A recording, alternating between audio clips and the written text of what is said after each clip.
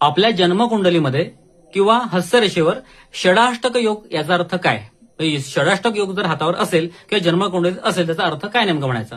Normally जे कर्जात डुबलेली लोक जे आहेत ते षडाष्टक 6वं आणि 8वं स्थान साधारणतः त्याला आंतरदशा, महादशा, विदशा हा झाला पुढची गोष्ट आहे. थोडंसं डोक्यावरून तुमच्या जाऊ शकतं, पण मी तुम्हाला काही सोप्या भाषेत सांगतो की हे कशासाठी बघितलं जातं. जेव्हा एखाद्याचं लग्न जुळत नसतं, खूप वय पुढे गेलेलं आहे, 32 आलेले, 35 आलेले, तेव्हा तो षडाष्टक योगाचा परिणाम असतो आणि एक्झॅक्टली ते लग्न कधी होईल हे सांगितलं जातं षडाष्टक योग बघून. त्याच्यानंतर ऍक्सिडेंटली कुठला योग असेल, अपघात योग आपण म्हणतो ना, तो तिथे बघितला जातो. आणि अपघाताचा अर्थ काय, गाडी ठोकली आणि काही झालं, अंगाला त्रास झाला, तशा पद्धतीचा नाही, तो पण विषय आहे. पण त्याच्यापेक्षा म्हणजे मानसिक आघात कुठला होणार आहे, घरामध्ये अशी काही अचानक घटना घडेल की एखादा माणूस अचानक कर्जात डुबतो, किंवा एखादी गोष्ट अचानक अशी घडते आयुष्यामध्ये, किंवा एखाद्याचा प्रेम प्रकरणामध्ये एवढा धोका मोठा मिळतो की त्याचं डोकं बधीर होऊन जातं.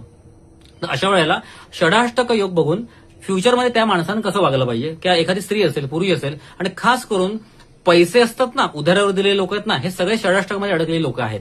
म्हणजे उदाहरणार्थ 10,000 नातेवाईकाला दिलेले आहेत, 5 लाख रुपये एखाद्या मित्राला दिलेले आहेत, 10 लाख रुपये एखाद्याला दिलेले आहेत, किंवा अगदी मी म्हणतो 25,000 दिलेले आहेत, ते पैसे परत येण्याचे चान्सेस मिळत नाहीत किंवा ते चान्सेस नसतात. अशा वेळेला आमच्याकडे कुंडली येते, तेव्हा आम्ही त्यांना फक्त एकच गोष्ट सांगतो की तुम्ही याच्यापुढे प्रॅक्टिकली कसं वागायचं. कारण कसं आहे, नॉर्मली मी कर्जावर दिलेले पैसे येतील का हे प्रश्न बघत नाही, मी 4च प्रकारचे प्रश्न बघतो.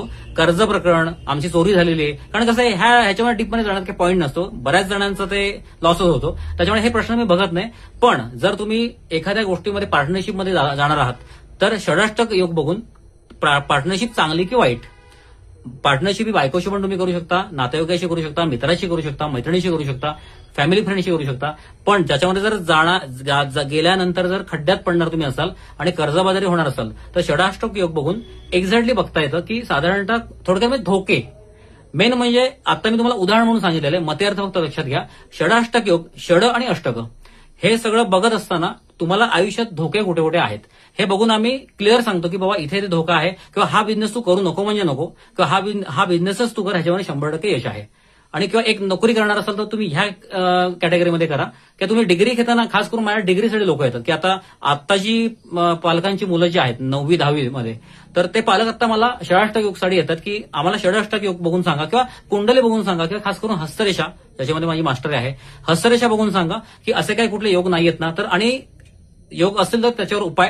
आणि दुसरी महत्वाची गोष्ट म्हणजे नेमकं तुम्ही करायचं काय, बिझनेस करायचा की नोकरी करायचा, हे आत्तापासून आम्ही 10वीच्या आत बघतो, म्हणजे पुढे सिलेक्शन करायला बरं पडतं की तुम्ही कुठल्या टाईपचं सिलेक्शन करणार आहात. समजलं? सिलेक्शन म्हणजे ऍडमिशन घेताना कोणतं सिलेक्शन करायचं असं. धन्यवाद.